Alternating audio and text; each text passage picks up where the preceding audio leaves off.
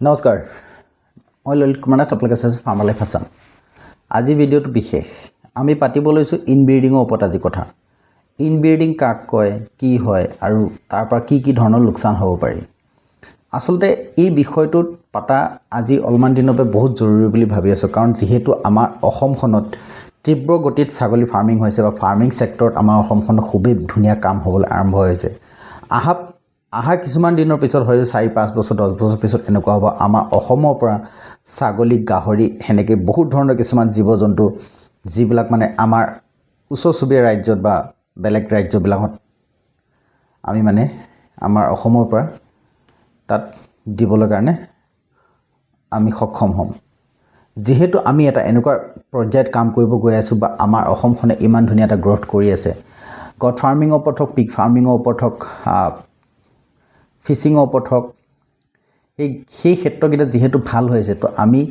তাত কিছুমান কথা যেহেতু কোনোবাই যদি জানে নাজানা মানুহজনক কিছুমান কথা শিকাই দিয়াটো খুবেই জৰুৰী বুলি ভাবোঁ যেহেতু মই এজন ফাৰ্মাৰ হয় আৰু যেহেতু মই যিখিনি কথা শিকিছোঁ ফাৰ্মিং কৰি কোনো ধৰণৰ ইয়াত মানে হেৰি নাই কাবাপে শুনি কোৱা কথা কিন্তু যিখিনি মই শিকিছোঁ প্ৰেক্টিকেলি তাৰ কিছুমান কথা আজি আপোনালোকৰ মাজত পাতিম বুলি ভাবিছোঁ আৰু ইনব্ৰিডিংটো বিশেষ বহুতে মানে ইনব্ৰিডিং কাক কয় ললিতা এজন কাস্টমাৰ আহিছিল আজি তো তেখেতে ক'লে কি ইনব্ৰিডিং কাক কয় মই তেখেতক ভালকৈ বুজাই দিলোঁ তো মই ভাবিলোঁ গৈ তেখেতক যেহেতু বুজাই দিছোঁ ইনব্ৰিডিং কাক কয় তো আমাৰ যিবিলাক নজনা মানুহ সেই মানুহখিনি ইনব্ৰিডিংটোৰ বিষয়ে আজি ভালকৈ বুজাই দিওঁ ঠিক আছে তো বলক আজি ভিডিঅ'টো আৰম্ভ কৰিছোঁ এতিয়া আমি ইনব্ৰিডিং বুলি কোৱাৰ লগে লগে ইনব্ৰিডিং কাক কয় ইনব্ৰিডিং কাক কয় ইনব্ৰিডিং মানে একেটা বংশত যেতিয়া আকৌ বংশ বৃদ্ধি কৰা হয়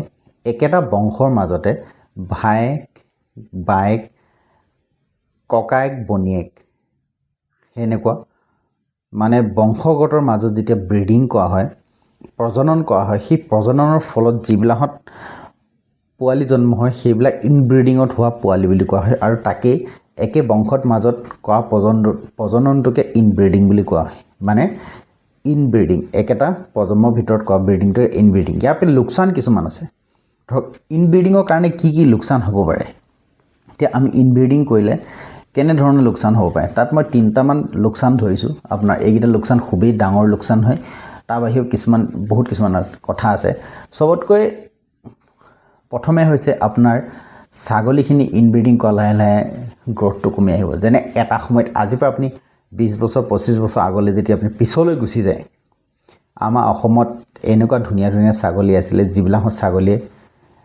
হাই কোৱালিটি গাখীৰ হাই কোৱালিটি মিট মানে বডিটো ডাঙৰ হয় মিট বেছি হৈছিলে আৰু পোৱালি দিয়া কেপাচিটিটো খুব ধুনীয়া আছিল মানে পোৱালি জন্ম হোৱাৰ পৰা আকৌ 1.5 মাহ 2 মাহত তাই গাভিনী হৈ গৈছিলে তো তেতিয়া কি আছিলে ইনব্ৰিডিং প্ৰব্লেমটো নাছিলে লাহে লাহে আমাৰ সমাজখন সভ্য হ'ল মানুহবিলাকে পশুপালন বাদ দিয়াৰ ফলত কিছুমান মানুহে ছাগলী এৰি পোহাৰ ফলত মানে বান্ধি নাৰাখাৰ ফলত একেটা বংশতে ব্ৰিডিং কৰি কাৰণ যিহেতু সিহঁতে জীৱ-জন্তু নাজানাৰ ফলত ইনব্ৰিডিং হ'ল আৰু ইনব্ৰিডিং হোৱাৰ লগে লগে কি হ'ল সবতকৈ প্ৰথমে সিহঁতৰ স্বাস্থ্যত আহি এফেক্ট পৰিলে মানে গ্ৰোথটো সিহঁতৰ ৰখি গ'ল যিজনী ছাগলী 40-45 কেজি ৱেট হৈছিলে কিন্তু তাইৰ পোৱালিজনী 20-25 কেজি ওপৰত নোযোৱা হ'ল তাৰপিছত আকৌ তাত সিহঁতৰ ইনব্ৰিডিং হৈ আমাৰ অসমৰ লোকেল ছাগলী আজিৰ তাৰিখত কিছুমান জেগাত এনেকুৱা হৈ আছে 12-13 কেজি ওপৰত যাব নোৱাৰে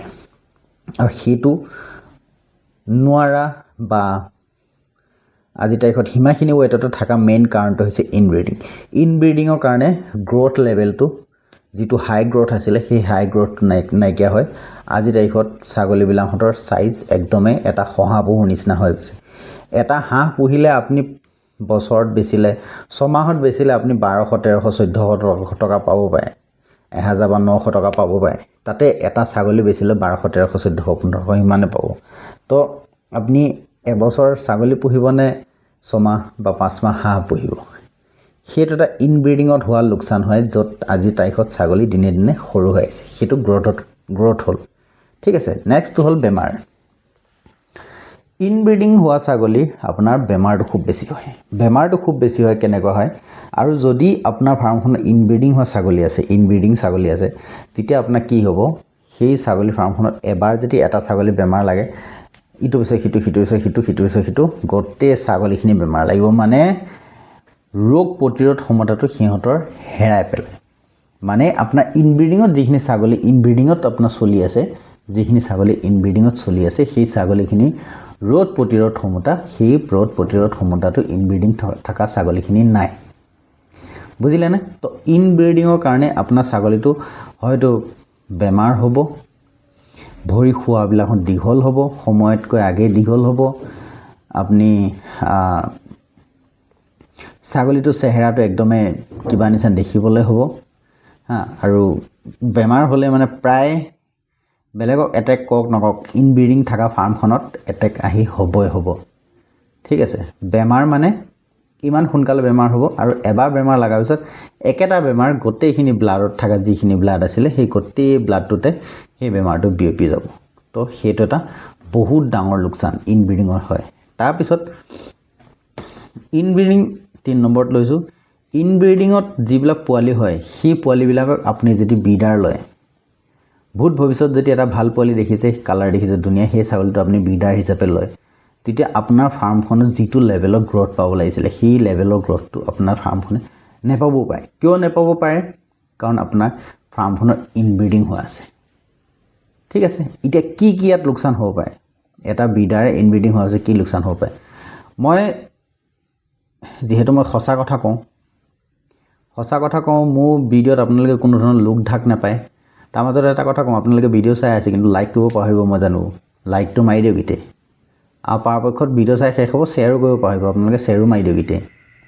ঠিক আছে, কাৰণ ইমান কষ্ট কৰি ৰাতি এতিয়া 11:30মান বাজিছে, মই ভিডিঅ' বনাই আছোঁ, কাৰণ দিনত সময় পোৱা নাই। তো এতিয়া ৰাতি ভিডিঅ' বনাই আছোঁ, তো আপোনালোকে লাইকো মাৰি দিয়ক আৰু শ্বেয়াৰটো কৰি দিয়ক, আৰু নতুনকৈ আহিছে যদি ছাবস্ক্ৰাইব কৰি লওক। তো এতিয়া কি হৈছে, থাৰ্ডটো আপোনাৰ ব্ৰিডাৰ এটা, মই অলপমান সঁচা কথা যিহেতু কওঁ, মই আপোনাক এটা কথা কওঁ। শিৱসাগৰত মই ছাগলী এটা দিছিলোঁ, আব্দুল বুলি কয়, মোতকৈ সৰু ল'ৰা। তো ছাগলীটো খুব ধুনীয়া ছাগলী আছিল, দেখিবলৈ ধুনীয়া। তেখেতক মই 17,000 টকাত সেই ছাগলীটো দিছিলোঁ, মনত আছে। 17,000 টকাত মই ছাগলী দিছিলোঁ চিৰহি, আৰু সেই ছাগলীটো তেখেতে পুহিলে, বহুত দিন পুহিলে। পোহাৰ পিছত তেখেতৰ ফাৰ্মখনত প্ৰায় 1.5 বছৰ 2 বছৰমান ছাগলীটো থাকিলে। ছাগলীটোৰ বহুত পোৱালি হ'ল, ফাৰ্মখন খুব ধুনীয়া গ্ৰ'থ হ'ল। তেখেতে কৈছে, ললিতা মোৰ এবাৰ ফাৰ্ম পূৰা উঠি আহিছে, বাছ মই প্ৰফিটত আহিছোঁ লাহে। তেখেতৰ ছাগলীৰ পোৱালিখিনি খুব ধুনীয়াকৈ ডাঙৰ হৈ আহি কিমান দিনমান বয়স হৈ জানেনে? প্ৰায় 2 মাহৰ পৰা 3 মাহ হৈছে। সেই ছাগলী পোৱালিটো একো কথা বতৰা নাই, একো ধৰণৰ বেমাৰ লক্ষণ নিদিয়ে। লগতে জোপোকা খালে খাই পেলাই মানে তাৰ গাটো ঢিলা টাইপ হৈ যাব, ঢিলা হৈ ডিঙিটো বেকা হৈ পৰিলে মৰি যাব। তেখেতে ডক্তৰ প্ৰায় 5-6টামান ডক্তৰ সলালে, চব ডক্তৰকে দেখাইছে। বেজ মই ভাবিলোঁ, তাৰপিছত ক'লোঁ কি আপোনাৰ ফাৰ্মখন নজৰ লাগিছে নি, এবাৰ চাওকচোন। নজৰত চালে, বেজ আনিলে, কিবা কিবি A to Z কৰিছে মানুহজনে, কিন্তু তেওঁ ফাৰ্মত কোনো ধৰণৰ তাৰ ফলাফল নাপালে। তাৰপিছত মই ক'লোঁ, আব্দুল্লা এইটো কথা নহয়। মোক ক'লে, ললিতা ছাগলীটো কিবা প্ৰব্লেম থাকিব পাৰে। মই বোলো ছাগলীটো হয়তো ইনব্ৰিডিঙৰ ছাগলী হ'ব পাৰে। তো তেখেতে ক'লে, আপুনি এইটো চাই নিদিলে। মই বোলো কেনেকৈ চাই দিম, মই ৰাজস্থানৰ পৰা আনি পেলাই আপোনাক দিছোঁ। সেইটো বিষয়টো ময়ো নাজানো, সেইটো কুটিৰ মাজত গুটি হয়, কোনোবা এটা হয়। তো মই ক'লোঁ এইটোতো ময়ো নাজানো। তেখেতে ক'লে, তো কি কৰা যায়? মই বোলো খাচী কৰি দিয়ক। খাচী কৰি দিলে। তাৰ মাজতে ক'লে কি হয়তো নহ'বও পাৰে, মোৰ ছাগলীখিনি কিবা প্ৰব্লেম। তাৰপিছত তেখেতে যি ছাগলীক ব্ৰিডিং কৰাইছিলে, ওচৰে পাঁজৰে আশে পাশে থকা ছাগলীবিলাকক, চবৰে ছেইম কণ্ডিশ্যন। পোৱালিটো ডাঙৰ হয়, অলপমান দিন 3 মাহমান থকাৰ পিছত পোৱালিটো কিবা এটা হয় মৰি যায়। একেটাই বেমাৰ মানে, কিবা এটা মানে ছাপ্লিমেণ্ট তেখেতে চাৰ্কোফিৰাল, কালফ'ফিৰাল, mineral mixture A to Z supplement খুৱাই তেখেতে। 3 লাখ টকা লোন লৈ পেলাইছে, ফাৰ্মখন গ্ৰ' কৰিব নোৱাৰিলে মানে এতিয়া লাহেকৈ হৈছে। এতিয়া ডাঙৰ এটা লোকেল ব্ৰিডাৰ ৰাখিছে তেখেতে, এতিয়া নেক্সট বড়ো প্লান কৰি আছে। কিন্তু তেখেত 2 বছৰমান তেখেতৰ সেই লছ হৈছে। মানে এজন মানুহে যেতিয়া এটা ভাল ব্ৰিড এটা লৈছে, ব্ৰিডটো লৈও কাম কৰিব চেষ্টা কৰিছে, কিন্তু কিছুমান এনেকুৱা ধৰণৰ, এতিয়া তেখেতে মোকেই গালি দিব বা তেখেতে মোক কোৱা নাই বেয়াকৈ, কিন্তু মই নিজকে গালি দিছোঁ। সেই মানুহটোক যদি মই ভাল ছাগলী এটা দিব পাৰিলোঁ হয়, তো আজিৰ তাৰিখত সেই মানুহটোক কিজানি ফাৰ্ম হাই লেভেলৰ ফাৰ্ম হৈ থাকিলে হয় এই যিবিলাক পাখণ্ডবিলাকে অসমত মাৰ্কেটিং কৰি আছে যিবিলাকতে ৱেষ্ট বেংগলৰ পৰা অনা ছাগলী বেছি আছে আৰু সেইবিলাকৰ ছাগলীক আমাৰ কিছুমান F1 F2 ছাগলী কিবা কিবি উল্টা পুল্টা কৰি বেছি আছে সেইবিলাকখন নকৰি আমাৰ অসমৰ যিটো ৰিয়েল ফাৰ্মাৰ এই ফাৰ্মাৰকেইটা গ্ৰথ হ'ল হয় মোৰ কথাও নকয় মোৰ এটা ট্ৰেডাৰ হয় মই যিহেতু বাহিৰৰ পৰা ছাগলী আনি বেচোঁ কিন্তু মেইন যিকেইটা থলুৱা ফাৰ্মাৰ সেই ফাৰ্মাৰকেইটা গ্ৰথ হ'ল হয় ঠিক আছে তো সেই নিচিনা ইনব্ৰিডিং থাকিলে পোৱালিবিলাকত আপুনি সমস্যা দেখিব পাৰি সেইটো এটা বহুত ডাঙৰ গুৰুত্বপূৰ্ণ কথা হয় বাকি ভিডিঅ'টোত মই যিখিনি বুজাবলৈ আছিল সেইখিনি গোটেইখিনি বুজাই দিলোঁ ইনব্ৰিডিং হ'লে